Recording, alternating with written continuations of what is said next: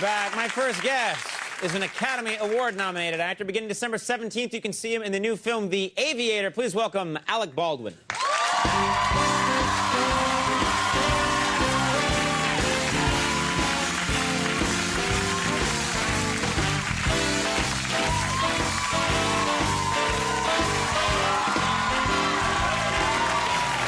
What was the music they were playing just before I came out? What were you playing just before, the song? That was Fast Life Rider, Johnny Winter, with a great vocal by Jimmy. God, that was great. You know, that's the thing. There's a lot of people at home only hear the band when we're on the air. They don't hear them during the commercial breaks. But during the commercial breaks, they play this like really kind of druggy music. You know what I mean? Like many of them are on drugs, right? Yeah, they're. And I'm backstage trying to relax. He's like, you know, and I'm like, man, I need to shoot some heroin to relax. That's another song they play. Yeah, I've often thought that they should have the Max Weinberg 7 songs playing during the commercials they show. What do you think of that idea, huh? What are you, crazy? If you're selling Captain Morgan rum, maybe, I don't know. I'm not sure. But whatever they play, they do it well. Very, very nice. Well, listen, hey, let's get through it. Let's do it. Very good. Yeah, that was good. You know who else does a really good job? I think I do a really good job, too.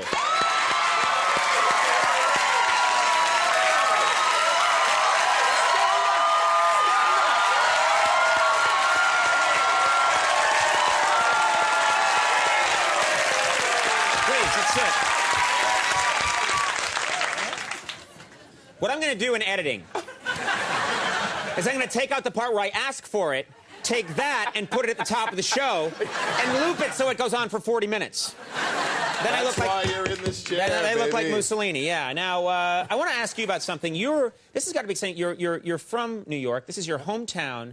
I know that you're... Let's not do that. That's time we'll never have back. What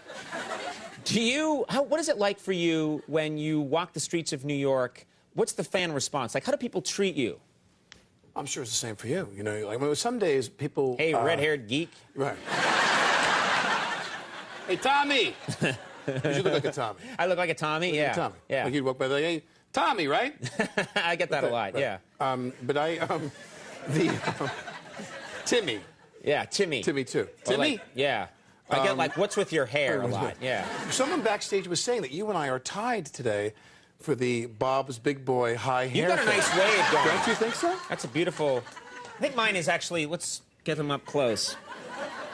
You are the winner of the Bob's Big Boy Invitational. Wow. Yeah, so anyway, I walked down the street... You smell incredible. Thank you. Like rosemary and thyme. I don't know why. You walk down... I'm sure the same for you. You walk down the street, some days, nobody says anything to you. They're all in the collective consciousness. They all have other things on their minds. But my favorite is when you walk down the street. I used to get this all the time, where you walk down the street, and out of the corner of your eye, you see someone in a party of people elbow someone else. So there's the moment of recognition. They go... Right. And then they focus in to validation. They want verification. They make sure it's you. Then they mumble something to each other. Now I'm like 150 feet away. Right. I'm down the block. Right. And the guy literally goes, Alec! Alec! Come here! Come over here! And they want you to walk all the way back. Yeah. And I used to do it. I used to walk all the way back and go, hey, what's your name? Tommy. How are you? Right, you know, and sign the autograph. And now I just keep walking. I don't have time. And what do they do when you keep walking? You suck, Alec. Your whole family sucks. That is so perfect. I always hated you, Alec. I always hated you. But they do sometimes. Sure. Now, you know, fine actor, we all know that, but, you know, one of the things over the years you've done, you've hosted Saturday Night Live many times, and and people enjoy it when you're the host.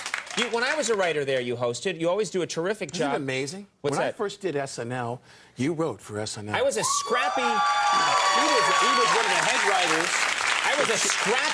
Wasn't I a scrappy, cocky little kid? Hiya there, Mr. Baldwin. Let's get this done.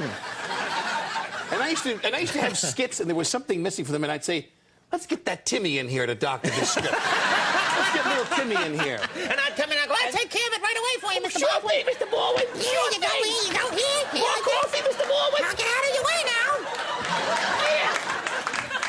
shave and a haircut, Mr. Baldwin? I didn't do that. Yeah. Suddenly I'm this freak. What happened to me? Hey there, Mr. Baldwin.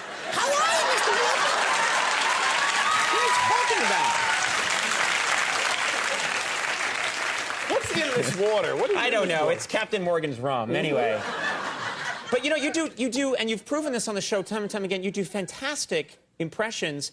Have you ever run into any of the people that you have done impressions of? And has it caused you... On SNL, we did... Brewer used to do Joe Pesci show. This is a long time ago. I mean, I've done the show several times over the last 14 years or so. Yeah. And Brewer would do this thing, Joe Pesci show, and De Niro was his sidekick. Right. He was his... and you played De Niro, yeah. And I played De Niro and everything. And then I went to a reading of a movie, and De Niro was there. And he had this very elegant woman, like 30 years old or whatever, who was his assistant. And I came walking into the reading of this screenplay, and the woman saw me, and she went, oh. Like she'd seen this, and I knew it was coming, and now was the moment to, you know, meet Bob, you know, who I'd met before, but to meet him, and, you know, he had seen the piece. And I see Bob, and Bob went, you know.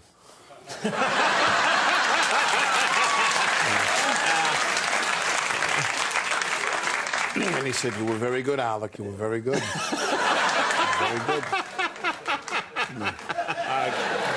It's all it makes it. You know, and he just but the thing is that you meet these people, and you just have to kind of find like a thing you can do. Like you could do impersonations too. You have a good ear. I think I don't really do a lot of impressions. My impressions are kind of like of Arnold Schwarzenegger and stuff are kind of crazy. Well, I know that. I've seen that. Your Arnold is kind of crazy. They're not accurate. Mine are just sort of like other people try and do an accurate Arnold. Mine is more like, I am Arnold Schwarzenegger. You know, and it's just, what the hell was that? But it works. But it represents its own truth. It does. You don't have to do good voices.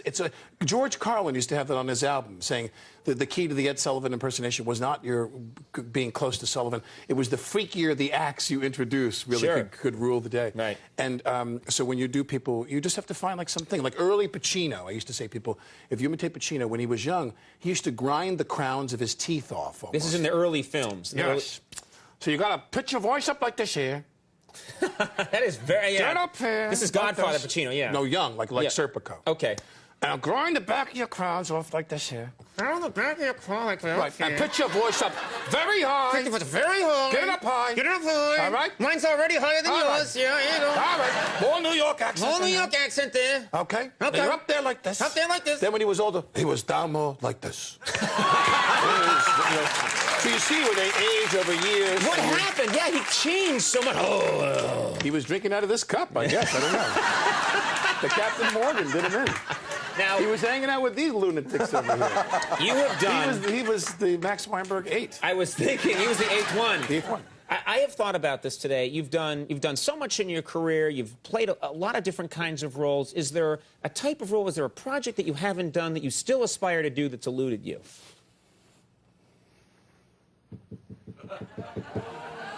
You want this job? Yeah. You're supposed to get up and come. No, I need the money. I'm not going anywhere. I'm not going. I thought you were going to go. You can live the rest of your life. I gotta keep making the scratch. I'm not leaving this chair. They're gonna have to drag my ass out. You do. And I think he's doing fantastic, don't you? Come on.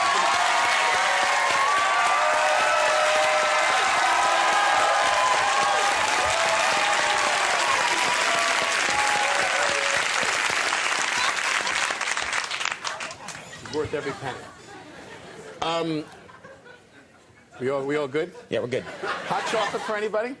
I feel close to this audience. Don't you feel close? I play all these kind of... Can I say, Jeff, I know we're a little tight on time. Should we just take a break and come back? Is that cool? Let's do that. You mind? No, not at all. Yeah, because we're getting to so much stuff. We're going to take a quick break. Let's have more with Alec Baldwin in just a second.